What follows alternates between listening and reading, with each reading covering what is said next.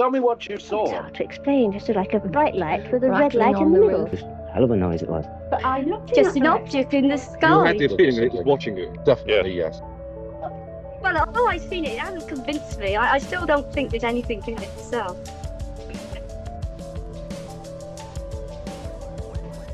I think it's just a load of trees.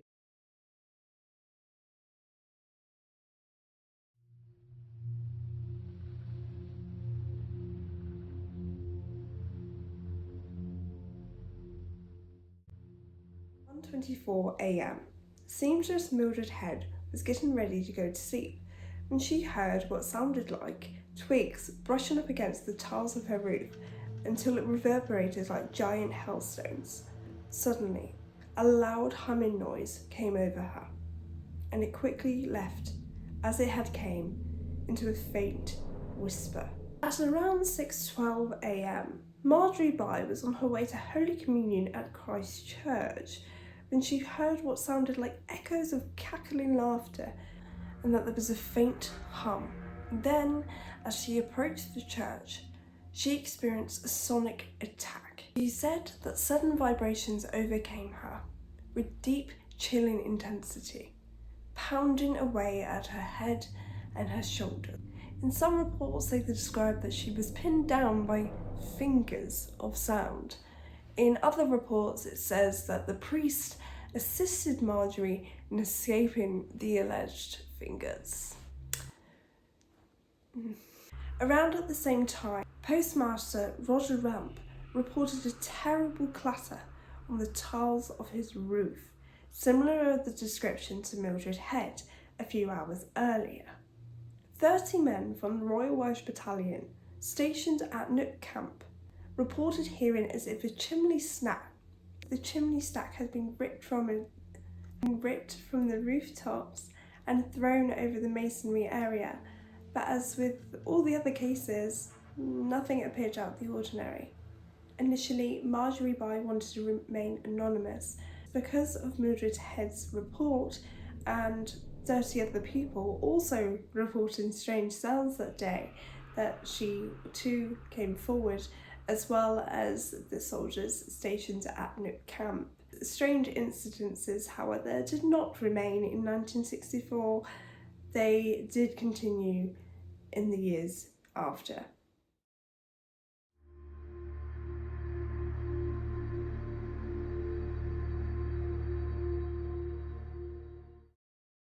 Two months after the unassuming Christmas morning, scientist David Holton, who lived on 5 Ash Lane, reported that a flock of pigeons had dropped dead in his garden. He brushed into contact with the thing in Crockerton near Warminster.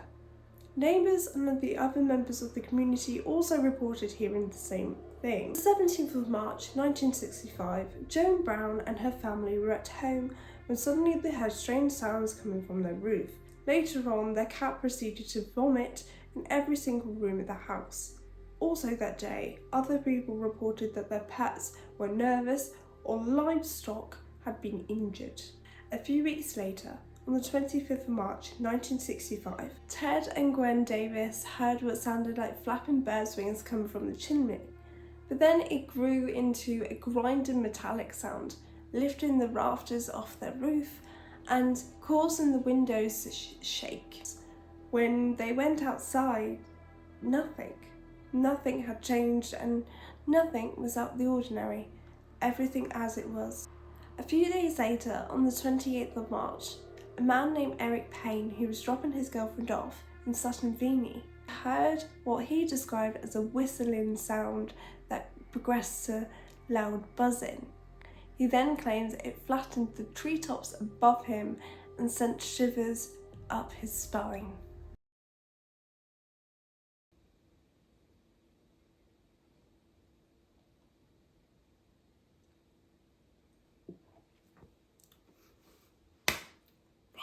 Though not dated, when Mr. and Mrs. Manson had experienced a high-pitched droning sound on 3 separate occasions. Another witness in the week of 19th of May, Hilda Hebditch, I believe. Hilda Hebditch. She claims to have seen a UFO or a UAP, unidentified aerial phenomena, 2 separate occasions. She said she saw this near Nook Camp on one occasion, and then on another occasion she saw it on the Longleat estate.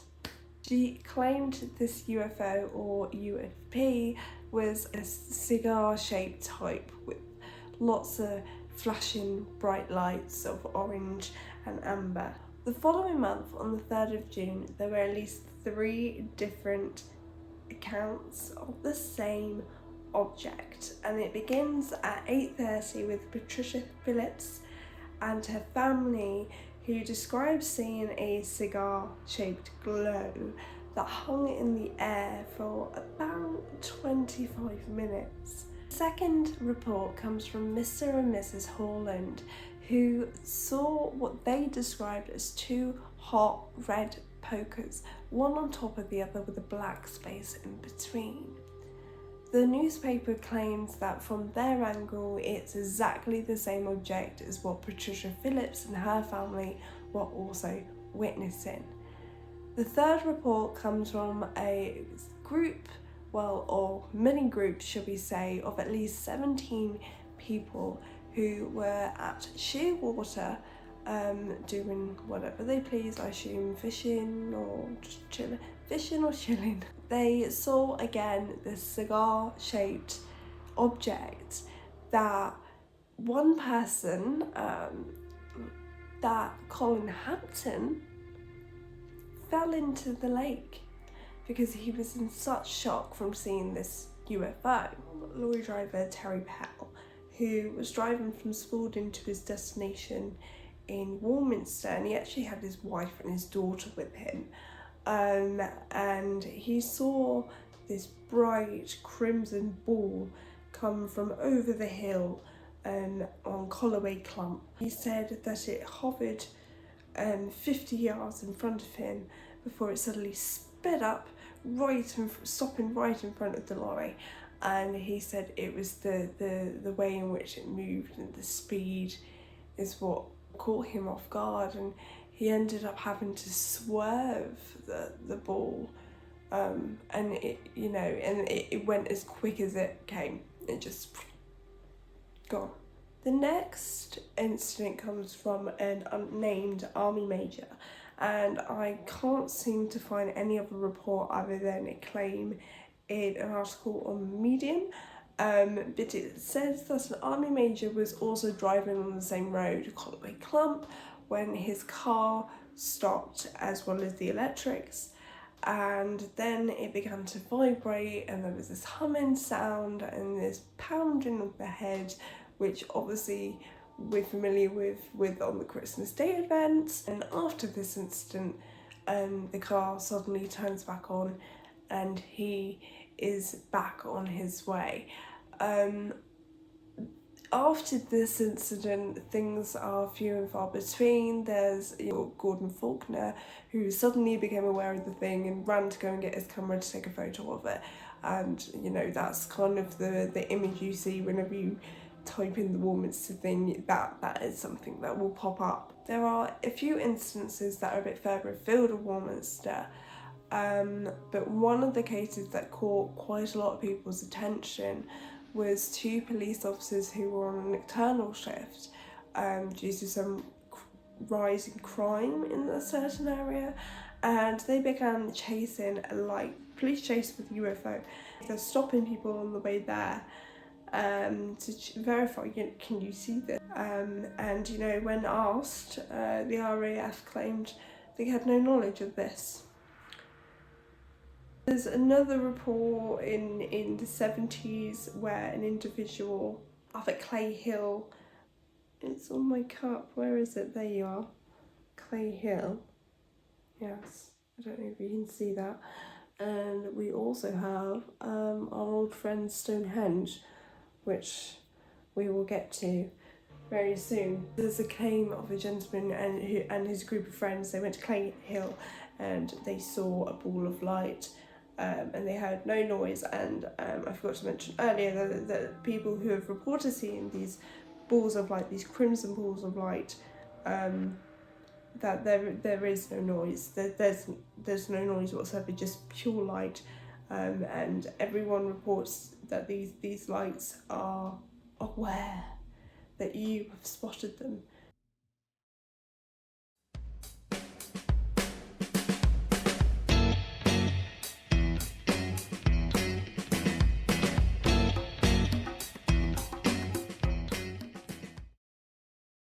Whenever I look into anything, whether it's a book or a film, I like to consider the context behind whatever I'm researching. What was going on at the time that might have influenced perspective. The swinging 60s was a time of big change in societal shifts and breaking away from traditions, and obviously artistic expression as well. And in 1964 in particular, Labour had actually won the general election by a landslide, removing, oddly enough, 13 years of Conservative government rule. Britain was in this new change, this new shift, and people were a bit unsure. You know, the economy was quite sluggish. Nothing new there. Former colonies were emigrating to the UK, and they were changing the demographic makeup of cities, and this led to rising tensions, particularly right-wing groups. This basically marked Britain's decline on that international stage, and then with the Cold War between the United States and the Soviet Union, this only further pushed Britain into this new obscure position. Despite Britain's new position on the international stage, the arts flourished, the youth culture was great, you know, London fashion was leading the world runways, you had bands like the Beatles, who had a whole a generation of sci-fi writers being born in the 60s. I mean, Dune is 65, but you get the point. The BBC launched BBC Two also in 1964.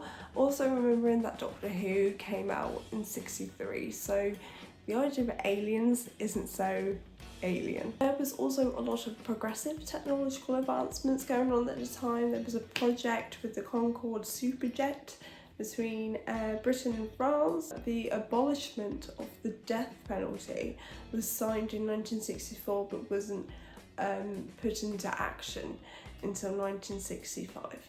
There was a sci-fi film made in 1951 called The Thing from the Other World, which I think is where journalist Arthur Shuttleworth kind of got the name from to call it the Warminster thing.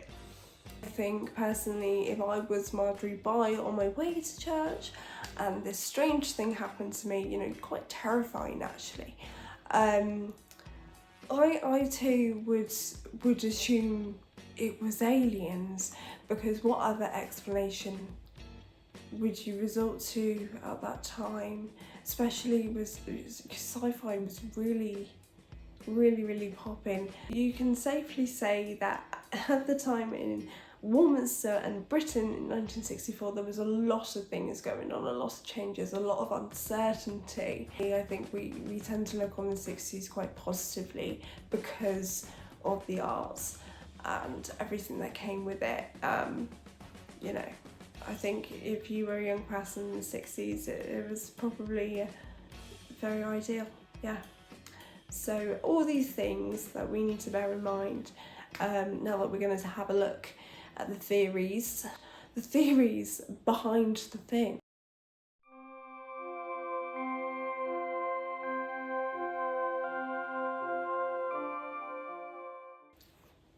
So, the first theory. If you are a fan of pseudoscience, then I don't need to explain to you what ley lines are, but if you don't know what ley lines are, then they are basically these natural energetic lines, like, you know, or that are the Earth's electromagnetic grid. and they all converge on sites like Stonehenge and Machu Picchu and the pyramids of Egypt, and all of these sites and all these lays have the ability to facilitate time travel or open portals to other dimensions. There are some researchers believe that Tesla specifically put power stations, I believe, in accordance to ley lines to amplify power. And some people will use this as a way of proving that ley lines do exist, because of this energy that they believe that this is what attracts UFOs to these areas because of its power. In the 1990 documentary of the Warminster thing by the BBC, the narrator claims something quite odd. Or is it just an unhappy coincidence that brought the pilot of a Harrier jump jet into this area on the 22nd of October 1987? Shortly after takeoff, all radio contact with the plane was lost. It was found flying without a pilot over the southern tip of Ireland and later crashed into the Atlantic. The body of the pilot was later found not far from Stonehenge. Only yards away, in the same field, were 4 crop circles.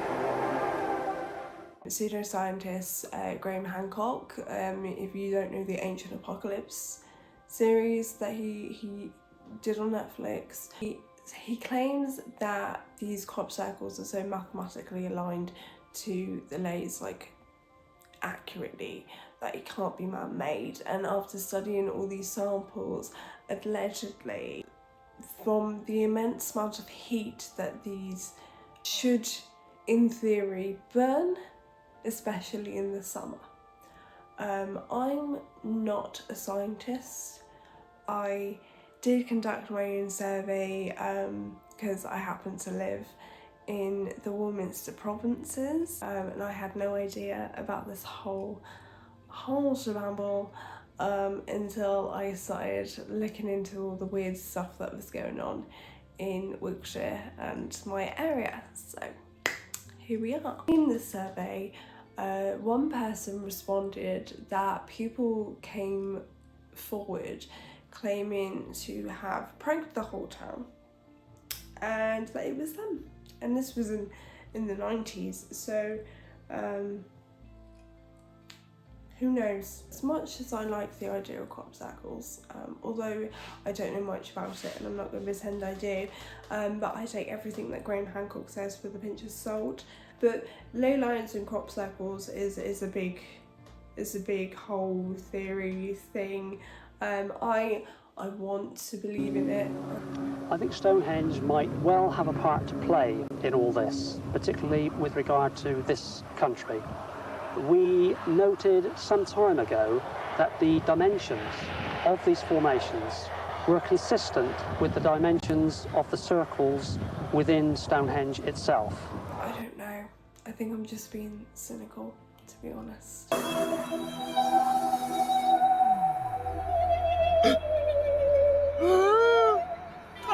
I personally think, as many people who research into UFO or UAP, always a military base, very, very close, and the MOD swear that they have no connection, no knowledge. They've never even opened an informal investigation. Once the soldiers at New Camp came forward to the newspapers, they never opened an investigation. But former employees of the MOD have literally come forward and said that they have teams dedicated to the strange phenomena because it could be, a security threat, which, fair enough. One of the surrounding hills of Warminster, known as Cradle Hill, which is one of the hills that Arthur Shuttleworth, which I'll get into a little bit more about him next, but he would go to Cradle Hill, where it was a good spot to see UFOs. And when we went to go and have a look ourselves, it's, if we couldn't, it's a military base. In the year of 1965, 17th of August to be precise, there was an explosion in Bournefield, I believe that's the location, and it actually shattered two windows of a house. Two windows of a house? And a few windows, okay? There was an explosion, people saw orange ball of fire, and windows shattered, okay? That's the only report that kind of gets lumped into the thing that I think is quite obvious that it isn't the thing, because it's the only instance where there's something that has actually been damaged or broken. The other incidences, when they said it, you know, things sounded like their roof tiles being lifted and rafters and windows shaking. Nothing ever broke. Everything seemed as it was. But when it came to this incident, that's not the case. There's always this connection between UFOs and military, and who knows, it could be all of these theories rolled into one.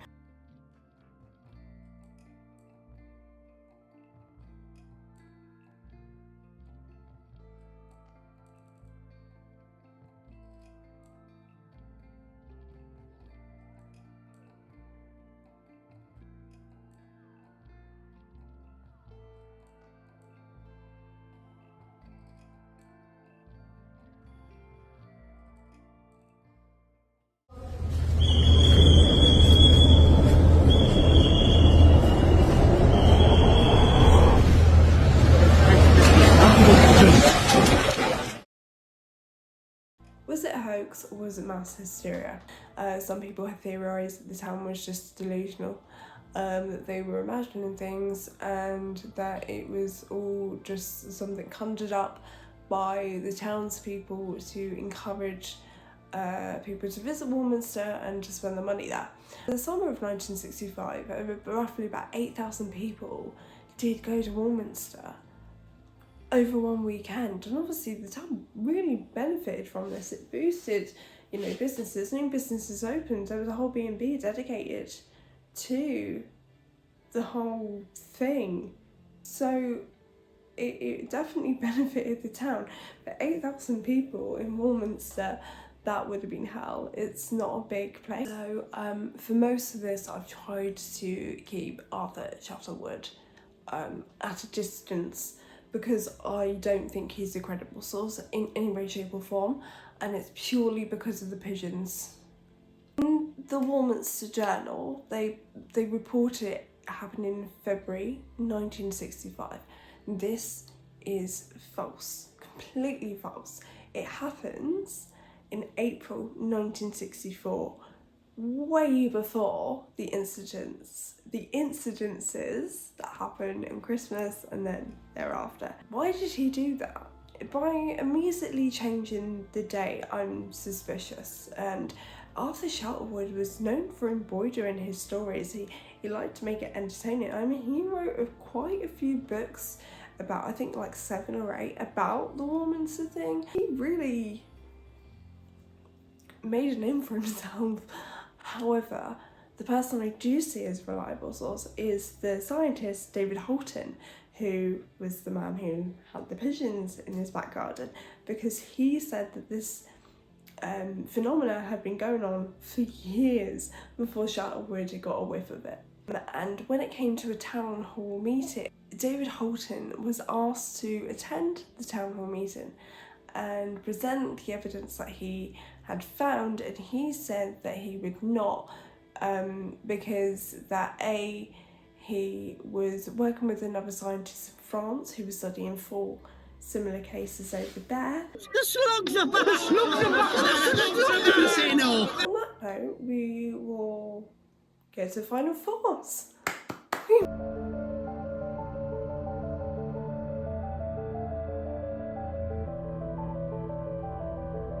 Ultimately, I don't think it was aliens. I think it was the military.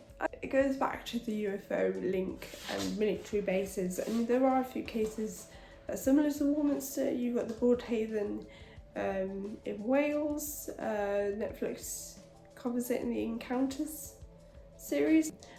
Morden, I think I'm pronouncing that correctly, where a police officer experiences a time loss and there's a body of a man found on a heap of something. Oh, it's something. It's hard to not put the two dots together between this type of phenomena and the military. It's hard not to do that. So hopefully they can just say no, we have nothing, absolutely nothing. But then how can we take their word for it? How can we take anything they say to be truth, because they're not going to tell the truth if it jeopardises security.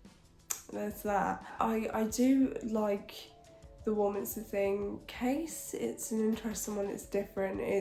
I feel like it's one of those UFO cases that not many people are aware about, because it's Warminster, you know, not much is really going on there. The thing I also did consider was that it's not to say that I don't think aliens exist. I definitely do. And it's not to say that I don't believe in UFOs. I definitely do.